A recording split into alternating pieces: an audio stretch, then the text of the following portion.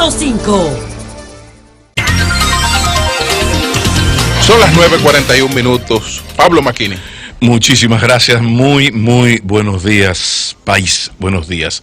El caso Guirinito del que se está hablando tantísimo no es más que eso, la evidencia de lo que sospechábamos presentado al país con todas las evidencias y con toda su crudeza. Es la evidencia, la prueba palpable de un sistema de corrupción generalizada que hace cada vez más inoperante las estructuras del Estado en más de un área. Ahí están los elementos, ahí están las, como yo digo, las absurdidades, los absurdos, y ojalá sería bueno averiguar, saber qué piensa la Comisión de Ética del Colegio Médico Dominicano y qué piensa la Comisión de Ética del Colegio de Abogados en lo que tiene que ver con sus miembros. Lo dejo de ese tamaño. Hubo una información que sería bueno que hacer la aclaración, porque sé que no se hizo con mala intención, y es que había un titular que decía, se publicó un titular por una nota que se envió que decía que el 61,3% de las mujeres sufre violencia física por sus parejas. El programa de apoyo a mí me llamó la atención. Efectivamente, cuando fui al cuerpo, fui al LI, dice lo siguiente: el 61,3% de las mujeres que recibieron apoyo psicoterapéutico en el PACAN indicaron haber sufrido por lo menos una forma de violencia. Entonces es una cosa muy diferente que tú tomes el universo de las personas que han sufrido violencia de sus compañeros, excompañeros, y se salga esta información a que lo que nos decía el titular, es decir, que 6 de cada 10 mujeres había sufrido violencia física por sus parejas. Entonces quería hacer esta aclaración porque eso lo que ese error, imagino que sin ninguna mala intención, pues crea alarma, pero luego viene la desazón que lleva a la pérdida de credibilidad, que es lo que uno no quiere, porque lo cierto es que lo que apareció en esa investigación que tiene que ver con 11 años de trabajo del PACAN, un universo de 440 personas, pues es verdad que es un asunto sumamente grave. El 26% de esas 440 mujeres salud había sido golpeada durante el embarazo, 12,7 tuvo un aborto por violencia y por ahí sigue. Y ahí mismo nos da un dato desolador. Atención, señor gobierno, sociedad civil o militar y la María Santísima si fuera necesaria. La violencia machista causa más muertes de mujeres que las provocadas en choques, en accidentes de tránsito o incluso el cáncer.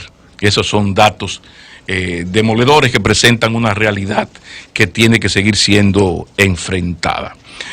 Otra cosa que quería comentar es la salud de la democracia latinoamericana a partir de los datos de una encuesta de Latino Barómetro. Ustedes saben que la América Latina ha tenido una década de gran crecimiento económico que nadie pone en duda. Hubo una década entre el 2002 y el 2010 donde hubo un crecimiento de un 80% económico, una reducción de la pobreza en un 30%, 100 millones de pobres dejaron de serlo en América Latina, y por supuesto que hubo un gran crecimiento de la clase media en un 30%. Sin embargo, a pesar de esos datos objetivos, hay algo que llama la atención y es el fantasma, como dice Diego García Sayán, el fantasma de la desconfianza. Desconfianza entre los ciudadanos y sobre todo desconfianza en las instituciones públicas y en los gobiernos. Y eso sí que debe ser sumamente preocupante, debe mover a preocupación, porque a pesar de los avances económicos que ya cité, pues resulta que la confianza, no hay manera de que la confianza en nuestras instituciones pues mejore. Y eso es sumamente preocupante. Esto tiene que ver con las instituciones que son las llamadas las instituciones de la democracia, partidos políticos, Congreso y Poder Judicial. Entonces tenemos un problema serio. ¿Por qué? Porque este panorama es, y que ya llega, como dice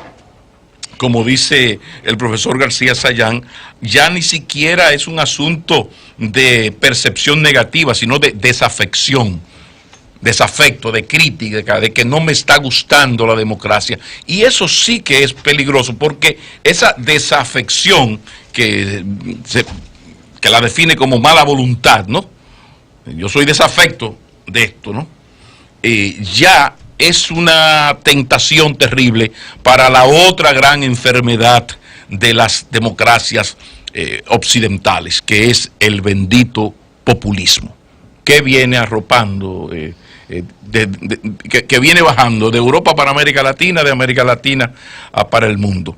Mientras tanto, ahí están las aseveraciones de Fukuyama, donde habla de esa clase media que tiene un gran poder mediático, un gran poder de acción, de hacerse sentir, y que si bien ha mejorado económicamente, recordaba el 30% a nivel de América Latina, en República Dominicana ya llega a un 29, un 30%, precisamente ahora viene el temor de perder ese estatus de clase media, que hace que esa clase media pues sea sumamente militante, porque hay que recordar que el pobre, el desempleado, el proletario difícilmente tiene tiempo, y sobre todo en una época sin ideologías ya, para estar eso de estar tirado a la calle por una cosa así, de que la corrupción, no, esto es tema de la corrupción y esas cosas, es tema de las bajas clases medias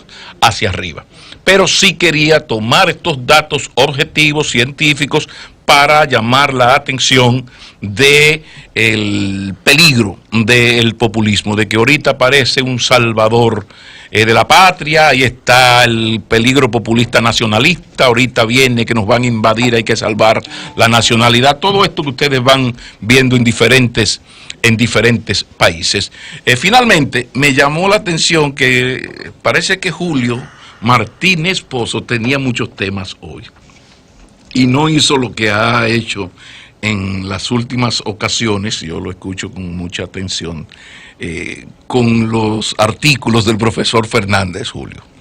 Porque el profesor Leonel Antonio Fernández y Reina de Villajuana, resulta que últimamente utiliza su columna Observatorio Global para decir lo que él quiere decir, pero sin decirlo, y que usted lo entienda, si pone atención, avive el seso y despierte. En el caso de hoy, él habla del Partido Azul en la historia nacional. Cambie Partido Azul por PLD y usted va a entender muchas cosas que Leonel Fernández quiere decir, pero políticamente no le conviene decir. Un partido que surge con gran fuerza, dice Fernández, después de la guerra de restauración, pero habla de sus fuentes de inspiración. Recuerda que ahí participaban muchos de los jóvenes valores de la Trinitaria. Habla de que las fuentes de inspiración, por supuesto, Bonó, Espaillá, Benigno Filomeno Rojas, una especie de ese bochismo enamorador de los años 70, de mucho sentido liberal de la política, mucho sentido ético. Y cito lo siguiente: inmediatamente tras llegar al poder, lo primero que hizo el general Luperón fue convocar una convención nacional con la finalidad de aprobar una nueva constitución. Ustedes saben que la constitución del 2010 pues fue una propuesta que a partir del 2004 hizo el gobierno que presidía Fernández, y se tiene como la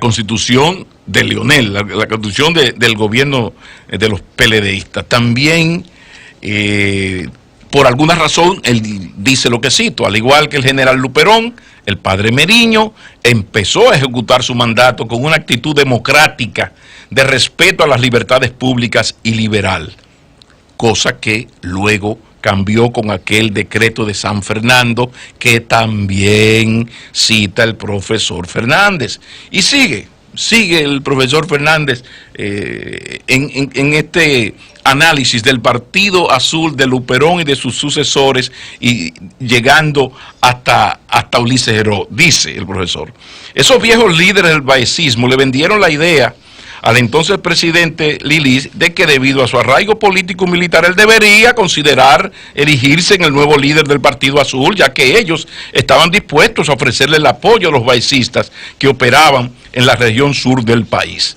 Es decir, que también podía lograr conquistar a la oposición. Dice Fernández: Heró aceptó la sugerencia. En las próximas elecciones ya ejercían maniobras para que los candidatos a la presidencia y vice fueran los que él apoyaba, que era Francisco Gregorio Villini, Banilejo y Alejandro Woz y Gil. Exactamente. Estas últimas candidaturas, de hecho, resultaron ganadoras en esos comicios. Sin embargo, Heró, según refiere el propio general Luperón, incurrió en un fraude enorme, ya que, cito, violó groseramente la ley metiendo 15,000 votos en las urnas, y el Congreso, poco avisado, proclamó la candidatura de Villini y Gil. Dice Fernández: en el partido heredero de las ideas patrióticas de Duarte y los trinitarios, el de la doctrina liberal, en el glorioso partido en el partido de la epopeya de la Restauración, se había incurrido en un fraude vulgar.